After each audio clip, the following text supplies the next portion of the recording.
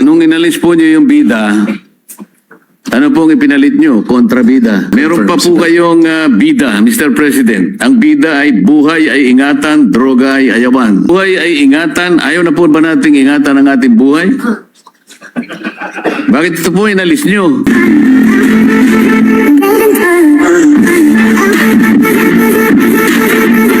Interpolate the measure is Senator Marcoleta, Mr. President.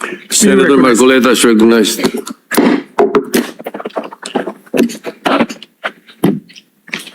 Maraming salamat po, Mr. President. Mga ilang paglilinaw lamang po. Siguro po hindi naman tayo abot ng alas 7 ng gabi po, Mr. President. 4:30 pa lang. Mr. President, despite capacity building measures, many LGUs still score very low under the seal of good local governance criteria. Gusto ko pong malaman, Mr. President, ano-ano po yung mga indicators that are consistently very, very low in their performance nationwide?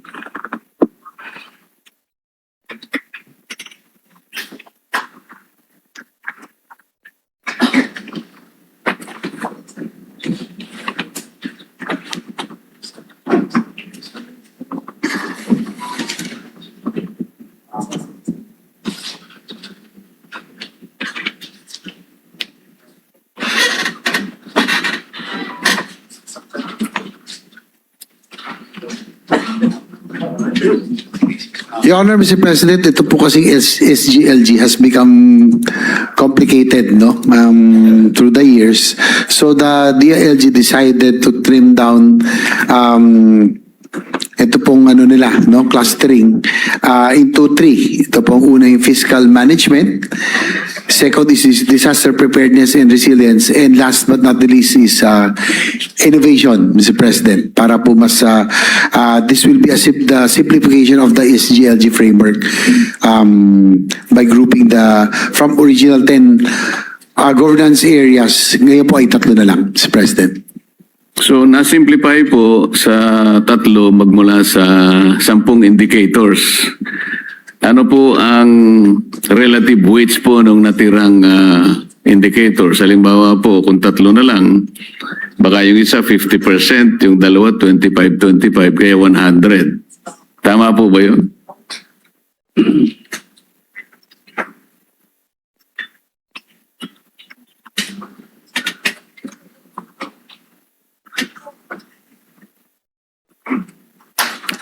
Mr. President, they're still finalizing and crafting the final criteria. Wala pa ho at present, no, Mr. President. And also, just to note, ito pong SGLG, which at present is an annual award for our LGUs, will now be every 3 years, no? Para term-based na po ang kanila pong innovation. The rationale being, Mr. President, Your Honor, there are about 4.5 million man-hours that is being wasted in the conduct of the SGLG awards from the DILG personnel, Mr. President. Kaya gagawin po nila. Wala pa yung LGU dito, Mr. President. So if you include the LGU, sa abot doon ng 10 million man-hours. So kaya po yun yung rationale why they will now make it term-based. So every 3 years na po ang SGLG. Very laudable po kasi ang objective nito. Kailangan nating masukat yung kakayahan po ng bawat LGU sa kanilang pamamahala, pag-gobyerno sa kanilang mga constituents. Kaya po naging interesado ako na makita ko ano-ano itong mga indicators na ito. Realistic po ba ito? At paano po nung quantify? Bigyan ko po kayo ng halimbawa, Mr. President. Sa kagustuhan ko po noon, nung nasa ako'y mababang kapulungan ng Kongreso, ako po kasi ay na-inspire doon sa isang index na ginagawa po sa bansang Bhutan. Ano po? Meron silang smiling index, yung happiness index. So, naimungkahi ko po dun sa dating NEDA. Ngayon po atay DepDep. Pumunta po ako. Ako pong mag-isa ang pumunta eh. Dahil sa gusto ko po sukatin, ano-ano po yung mga indicators na pwede natin gamitin para lang malaman natin masaya ang isang tao o hindi. Tinawag ko po yun tentatively, Mr. President, na ngiwi o ngiti. Kasi po nakangiwi, medyo mabigat ang kanyang problema. Ano po? Pag nakangiti, medyo masaya yon. Ang ginawa ko po, nagpunta po ako sa opisina ng NEDA. Siyempre po ang NEDA ay mga talagang ginagalang po natin dyan sa paggawa ng mga indikator. Sila naman po ang ating mga national income accountants. Nakipag-meeting po ako sa kanila. Inabot po siguro ako ng mga 2 linggong nakikipag-meeting. Tulungan niyo po akong maghanap ng mga indicators para lang po meron na po akong mga respondents po na-organize ko na po sa bawat probinsya. Tingnan niyo po itong aking bilang ng mga respondents. Kung tama, ang kulang ko na lang po yung indicators. Pwede, ako po pinangakuan, Mr. President. Tuwan-tuwa po akong umuwi at alam ko sabi po nila, in 2 months time, we will be able to assist you at maaari pa po nating i-train ng konti yung mga respondents po ninyo. Weekly naman po kasi yung gusto kong mangyari. Para sa ganun, halimbawa sa week na ito, medyo ngiti po yung nakangiti kung masyadong maganda yung pagkakangiti o konti lang ang ngiti o kaya nakangiwi. Napakalaking bagay po kasi doon para nasisiyasat natin kung nakaganap po tayo sa ating mga tungkulin. O kaya nakikita nila yung ating araw-araw na pamumuhay kung bumibigat o hindi. Kaya po napaka-interesado sa akin ito dahil hindi po ako nagtagumpay. Akala ko po 2 months lang, naghihintay po ako. Inabot po ng 2 years. Inabot po ng 5 taon. Hanggang sa nakalimutan ko na po, Mr. President. Gusto ko nga po sanang itanong nung budget hearing, kaya lang nakalimutan ko rin po eh. Maganda po ito Pagka nasusukat po natin yung sa governance ng local governments, nagiging guide din po natin kung sino-sino yung nakapagbibigay ng kasiyahan sa ating mga leaders at napapasaya po nila ang kanilang mga constituents. Tama po ba ako, Mr. President? Yes, we are giving honor, Mr. President. Talagang through the years, yung SGLG really created awareness on the different LGUs to really strive and to try to get this award. Parang bragging rights ika nga, pero at least they are improving their ordinance, their governance in the process as well, Mr. President. Napaka-importante po kasi, Mr. President, yung nakapagpapasaya tayo, napaliligayan natin ang mga constituents sa mga programang atin pong ginagawa. Katulad po ng ginawa ng ating Secretary John B. Cremulya, sa aking palagay po ay kailangan po meron siyang commendation dito. Napansin ko po kasi noong January 2025, inalis niya na po yung criteria na dapat po yung nagsusupply ng mga fire trucks. Meron na siyang parang record ba ng performance, 10 to 15 years na siya yung meron siyang record na ganun. Ibig sabihin, kung halimbawa po nakapag-supply lang kayo ng 1 year, 2 years, hindi kayo qualified. Kaya po sa loob ng halos 20 taon, napansin po niya na sa Bureau of Fire, 2 lang po ang suppliers, Mr. President. Parang na-concentrate sa 2 sapagkat maaaring ganun po ang mangyayari dahil sila na lang po ang nagsusupply. Pero nung alisin po ni Secretary John Bicyon, lumilitaw po yung mga sumunod na binili po nilang fire trucks, magmula po sa 15 million bawat isa, naging 8 million po. Sa Makatwid, nakatipid po sila ng 7 million sa bawat unit po ng fire trucks. Ito po isang bagay na kailangan pong mabigyan ng commendation ng ating mahal na Secretary. Congratulations, Secretary John D.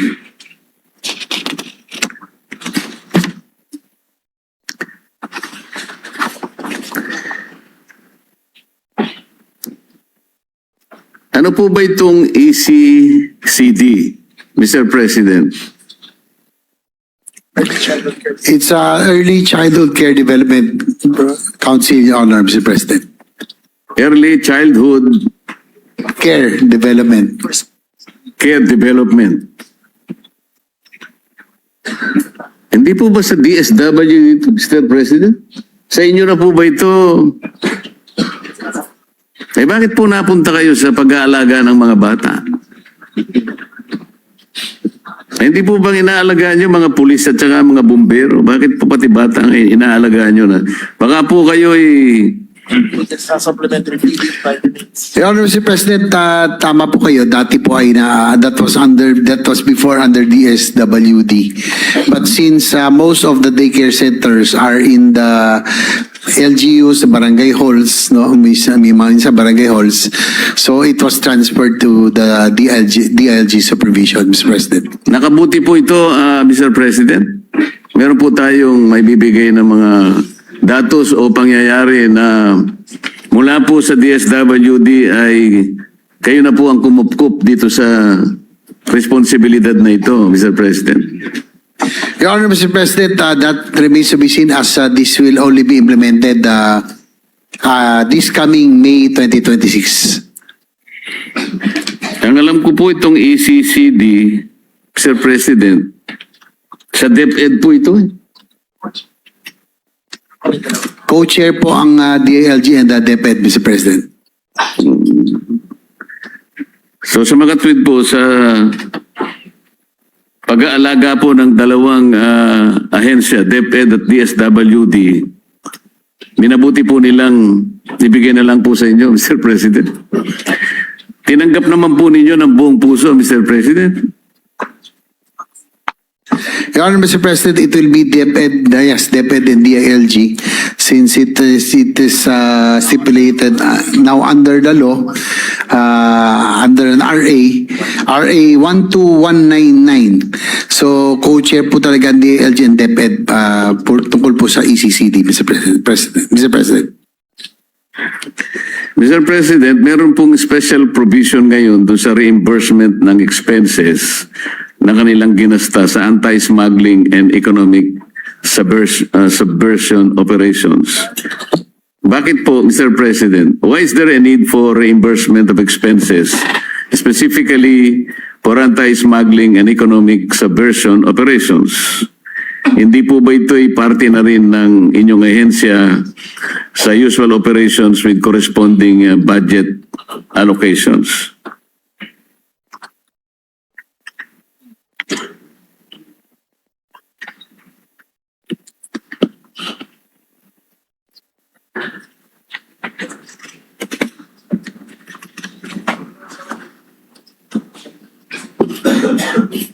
Your Honor, Mr. President, according to our DILG Secretary, they have not received any reimbursement, no? They just request. Malaki kasi ang performance na PNP at saka may PNP sa anti-smuggling na cigarettes at agricultural products. So, nag-aantay ng... Additional funds. Your Honor, Mr. President, they are also, to add that they are requesting for additional funding because the PNP plays an important role in the anti-agriculture smuggling, anti-agriculture economic sabotage, especially when it comes to, ano nga yun? Kaya pala, Cigarette?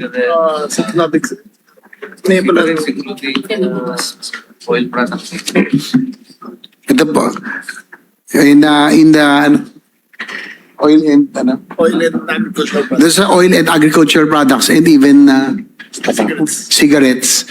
Malaking bagay po yung nagiging papel po ng PNP, in arresting those violators.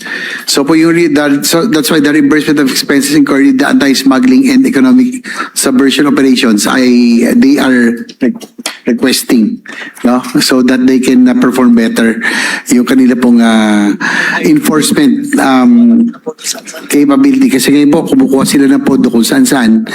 So for them to be able to perform their tasks as mandated by the anti-agricultural economic sabotage law, they are seeking for requesting for reimbursement of expenses incurred, Mr. President.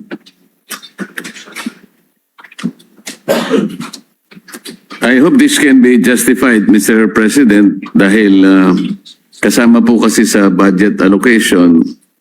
Although I believe an additional compensation, probably by way of reimbursement, can be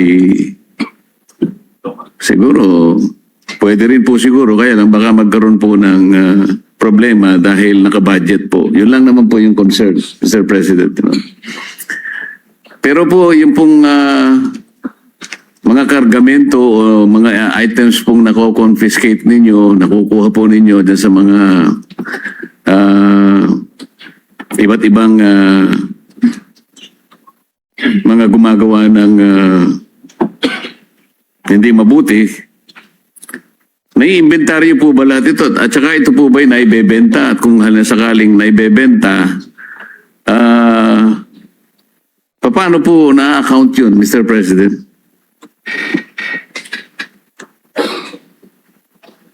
At saka legal po ba yung ibebenta po? Sapagkat confiscated items, so mga illegal po yun eh. Yes, Your Honor, Mr. President, those that are seized are turned over to the courts, and it's the court's discretion and disposal, Your Honor, Mr. President. Wala pong naibebenta. Wala po silang I don't think the DIG has that mandate, no, Mr. President. So it's the courts that will have the discretion. Salamat po. Meron po ang DILG na program, kung tawagin po ay Bantay Corruption. Ito po ay na-launch na yata noong pang October 2018. Ito po ay isang programa para makatulong po, ma-intensify po yung ating laban against corruption sa buong bansa. Ito po yata ay nagawa para siyang maging leader ng ating mga anti-corruption efforts at sa mga activities ng ating departamento. Pwede po bang malaman natin ang mga naging output natin, ang ating pagtatagumpay sa programang ito para malaman naman po ng ating mga kababayan na meron po namang ginagawang ganito ang DILG, lalong-lalo na po yung corruption na alam po natin ngayon ay biglang nabuyang-yang sa buong kapuluan. Dahil ito po ngayon ay nasangkot na pati po yung ating mga flood control projects. Sa inyo pong programa, meron po ba kayong naibahagi, halimbawa, dito sa pinag-uusapan at iniimbestigang flood control projects, ano po yung naging participation po ninyo? Kayo po ba ay nakatulong? Kayo po ba ay nakahuli dito sa investigasyon na ito para may bahagi po ninyo sa Blue Ribbon Committee kung sakasakali po? Dahil malaking bagay naman po ito, ang LGUs po ay malaking isa pong importanteng partners po ng lahat ng ahensya. Kung ang pag-uusapan po ay ang pagbabantay ng katiwalian sa ating bansa. Your Honor, Mr. President, according to the DILG Secretary, they will be now shifting to, they will now be using technologies so as to prevent human intervention, no? Lalong-lalo na po dito nung sumabog po itong floodgate scandal. So one of the first steps is the establishment of an artificial intelligence or AI backbone for monitoring government construction projects, no? Para po lesser human intervention. So they will rely on technology, Mr. President. Tapos, ito po. The year accomplishment, Mr. President, as of December 2024, 792 LGUs participated in BK programs, reinforcing public accountability webinars. 412 LGUs reoriented on public accountability. 100% of complaints against LGU officials and employees acted upon, and one policy recommendation developed, Mr. President.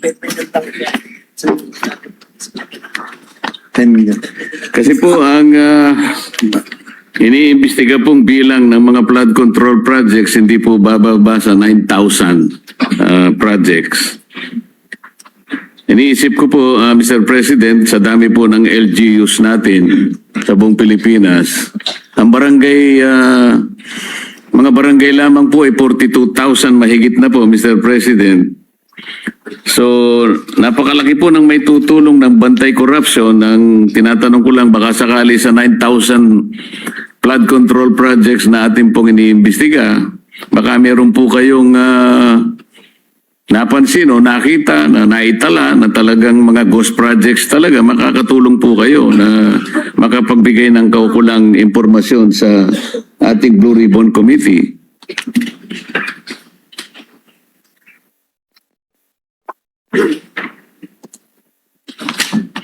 Nasaan na yung application na tinitingnan natin ganyan? Mr. President, what happened in the past, because with the advent of with this floodgate scandal, ang nangyari po talaga, unfortunately, there are LGUs that are not even aware of this anomalous projects, no, according to the Secretary. Ito nga po yung napag-usapan natin ditong Sagasa na talagang isinaksak na lang. So now with all of these, the reforms that we will be introducing this time around by requiring at least a sanggunian resolution or request from the sanggunian or RDC, from the RDC, dapat may RDC approval na po according to master plan, so that yung pong existence or having anomalous projects will be prevented, Your Honor, Mr. President. So we will be having a lot of safeguards, no, as a result of this flooding scandal, Your Honor, Mr. President. Pero ang ano po ng DLG is really to turn to technology this time again so as not to depend on human intervention para po maging AI driven. So ito po yung kanilang proposal, Mr. President. Napaka-importante po kasi, Mr. President, lalong-lalo na po itong program na ito ay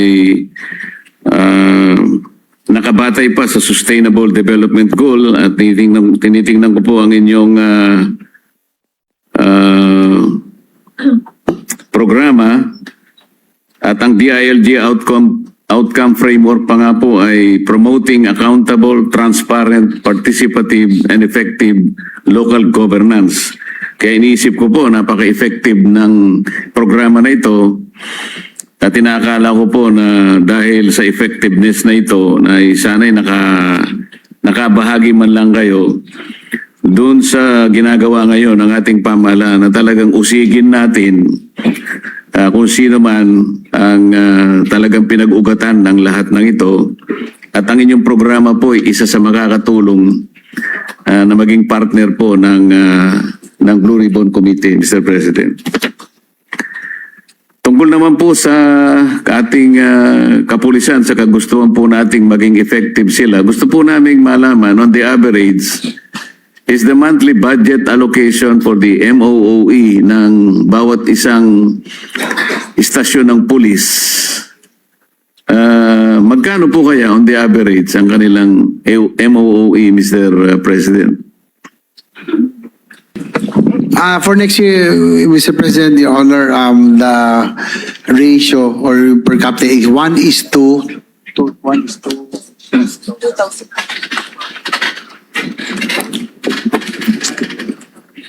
1:2,000, Mr. President. Sana po yung ratio ay sapat at makabuluhan, Mr. President, na pinag-uusapan natin kasi pagka hindi po sapat, ay alam naman po natin yung kanilang daily sustenance and operations maaaring makaapekto sa kanilang performance sa araw-araw. Maaaring ito po ay magdulot pa ng mababang accomplishment at maaaring matukso pa ang ilan sa kanila kung hindi man lahat sa mga illegal na transaction. Kaya importante po na nakasasapat po yung pang-sustain na po sa kanila sa araw-araw. Increasing their salaries and benefits alone will not result in better performance. It must be accompanied, Mr. President, by adequate and reasonable support in their daily operational needs. Kung tama po ako ay paki-confirm nyo lang, Mr. President. Honor, Mr. President, actually, just to set it straight, yung current MOE pala is 1,660. And for 2026 NEP, it will increase to 2,000. So, nadagdagan po natin ng kaunti, no? Ng 340 MOE, Mr. President. Puntahan po natin ang mga barangay, Mr. President. Do you have an idea how much is the average honorarium of a barangay captain per month? Your Honor, Mr. President, they don't have the data later on, but it depends on the capacity of the barangay, no? Nasa kanila po yun, kung ano po yung kaya na ibigay na allowance, no? Sa mga DLG, sa mga barangay officials, Mr. President. Lorenzo 5. Kasi po, Mr. President, yung kanilang tinatanggap na honorarium, nakadepende po yun doon sa kanilang ira eh. Yung tinatawag na nata na natin ngayon. Tsaka ang isa po talagang yung discrepancy po talaga ng mga barangays, no? Like for example, the richest barangay in the country, which is Barangay San Lorenzo in Makati, has a budget of 500 million, whereas the poorest barangay, one of the poorest somewhere in Sulu, has about 400,000. 4 million, nasa 4 million pala, from 500 million, tapos 4 million. So, medyo may kalakihan po yung discrepancy, Mr. President. Tama po kayo, Mr. President. Yung budget at saka yung honorarium na tinatanggap ng mga kapitan, merong direct correlation po doon sa ira nila. Katulad po ng isang pangkaraniwang barangay, tinatanggap po ng barangay kapitan sa isang pangkaraniwang barangay ay 5,000 pesos. Pero po dun sa mga affluent barangays, meron pong umaabot ng 30 to 35,000 pesos per month. So makikita po nyo yung discrepancy. Doon po sa mga tumatanggap lang ng 5,000, ang average po nationwide is only about 7,000 pesos per month, Mr. President. Ang ibig lang sabihin po noon, dito po kasi sa Metro Manila, yung monthly na salary po ng ating mga kasambahay ay naglalaro na po sa 7,000 to 8,000 pesos a month. Sa mga tweed, ang average po na tinatanggap na honorarium ng kapitan ay yun din po yung tinatanggap ng ating mga kasambahay. Pero ang kanila pong tungkulin ay 24/7. Wala naman silang insurance, wala silang GSIS, wala naman silang SSS. Alam po ba niyo kung magkano ang honorarium ng isang tanod, Mr. President? Yung average.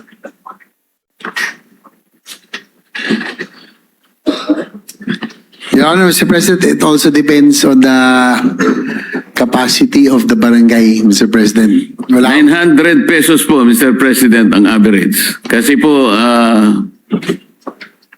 pinagsikapan ko pong aralin ng konti yan.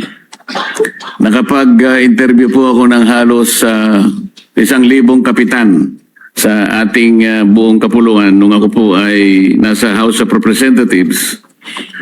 Ang average po is 900 pesos per month. Sa iba po mga affluent, merong 2,500, 3,000. So ang discrepancy, ang disparity, talagang malaki po, Mr. President. Alam niyo rin po ba kung magkano ang tinatanggap na honorarium ng miyembro ng Lupon Tagapamayapa?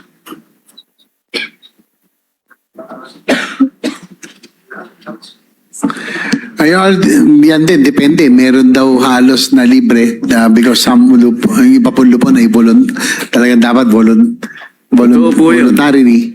So, iba-iba po daw talaga. Totoo po yun. Sa akin pong pagtatanong sa kanila, na ang average po na tinatanggap nila, 300 pesos per month. That's correct, Your Honor, Mr. President, according Noong to pong the... tinanong ko yung isang barangay sa Maynila, ang una niyang sinabi sa akin, 3,000 pesos, sabi niya. Teka muna, baka nagkamali ka, sabi ko, Mr. President. Kasi ang kwenta ko rito, 300 pesos lang per month. Bakit ikaw 3,000? Napakaswerte ka ako ng miyembro ng Lupon Tagapamayapa.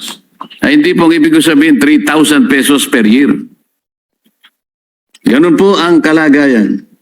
Kaya nung tingnan ko po yung mga nota ko po doon sa kanyang barangay, siya pala yung pinakamagulong barangay sa buong Pilipinas. Wala po sigurong gustong maging miyembro ng kanyang lupon sapagkat ay kung 3,000 pesos per year, magtitinda na lang po siguro siya ng sago at gulaman siguro, Mr. President. Well, that's the, Mr. President, that's the sad reality of our workers in barangay, no? Sama na natin yung barangay nutrition scholars, barangay tanod, lupon, and the BHWs, Mr. President. Ito po yung mga nag-file nga ho tayo na muntik na may pasa Magna Carta for barangay health workers. Unfortunately, nag-withdraw ang house, but a BHW earns as low as 500 a month in low-income LGUs. Pero alam naman natin, BHW, ito talagang araw, umulan, umaraw, talagang umiikot po ito.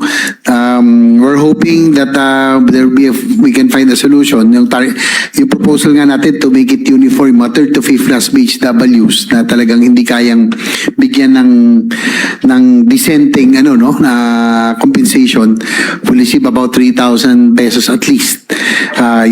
Yung first class and yung second class to city kasi medyo magaganda yung kanila pong allowance.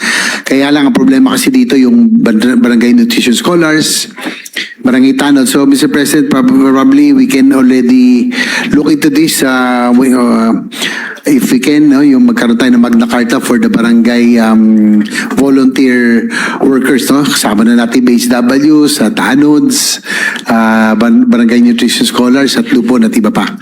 So that it will be standard. Yung naman po, yung kanilang at least decente, yung at least yung kanilang maibigay na, although voluntary nature, at least yung nabibigay naman lang compensation or allowance sa kanila will be at least we can call decent enough, Mr. President. Meron po tayong panukalang batas na Magna Carta for barangay po, pero yun po ay sa aking pagkakaalam nilumot na po sa House of Representatives. Kaya ako po ay merong panukalang batas na ina-address po itong ating pinag-uusapan ngayon. Sana po sa mga susunod na mga panahon ay matalakay po natin at matulungan po natin ang ganitong kaawa-awang kalagayan ng ating mga manggagawang barangay. Huli na po ito, Mr. President. Gusto ko pong maitanong, napakarami po kasing mga proyekto na ginagawa ang mga barangay. Meron po silang hapag. Ito po ay halina't magtanim ng prutas at gulay. Tama po ito, Mr. President? Yes, the DLG Secretary and the DLG family are nodding their heads, so they Meron confirm. pa po kayong bida, Mr. President. Ang bida ay buhay ay ingatan, droga ay ayawan. Tama po.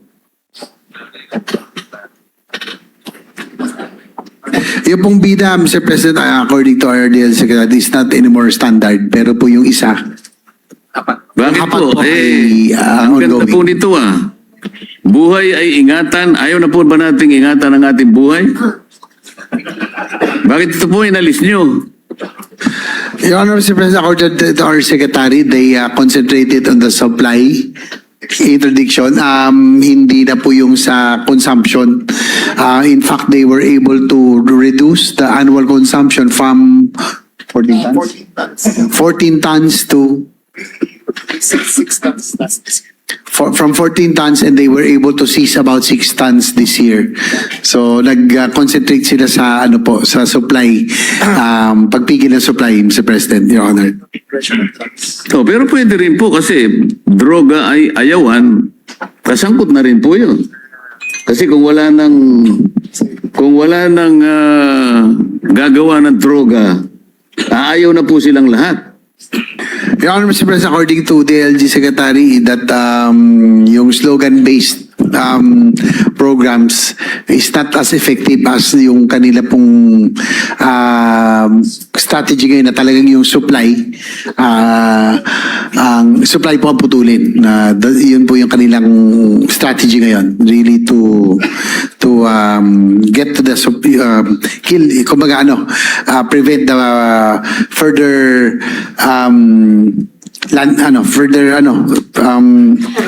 further proliferation of drugs by cutting the supplies off, Mr. President. So nung inalis po nyo yung bida, ano pong ipinalit nyo? Kontrabida.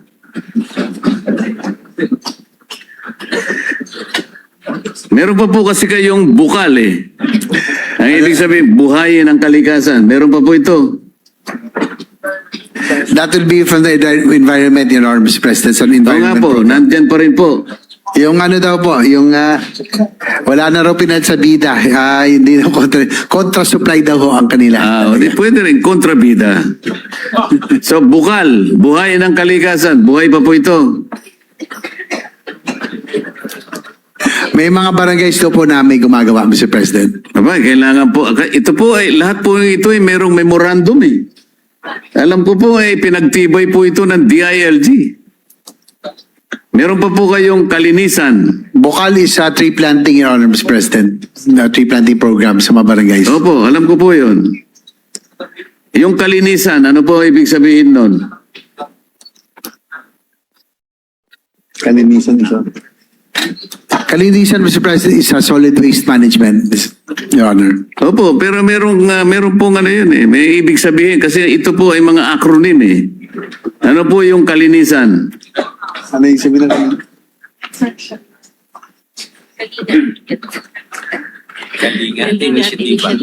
Okay, ako po kasi sinusubaybayan ko yung mga programa ninyo Kalinga at inisyatiba para sa malinis na bayan. Yun po yung nakalagay Tama dito. po, yan nga po ang kalinisan. Yung barko, ano po? Barangay Meron po kayong barko Barangay road clearing. Barangay road clearing operations, Mr. Ayan. President. Listo sikap. Ano yun? Disaster risk reduction management, Mr. President. Ang layo naman. Listo sikap. Ang layo naman ang ibig sabihin. Hapag kay PBB. Alert. Ibig sabihin daw kasi alert yung pong listo. Sige. Ano po yung hapag katutubo? Alam po niyo, Mr. President, kaya ko po binanggit ito, mga importante pong mga programa na kung itataguyod po, lalo na po yung hapag, halina't magtanim ng prutas at gulay. Mr. President, Mr. Chair, iimbitahan ko po kayo minsan sa aking bahay. Doon po sa paligid noon, makikita po nyo, meron po akong tanim Every 3 days or 4 days, nakaka-harvest po ako ng okra, ng talong, kamatis at konting sili.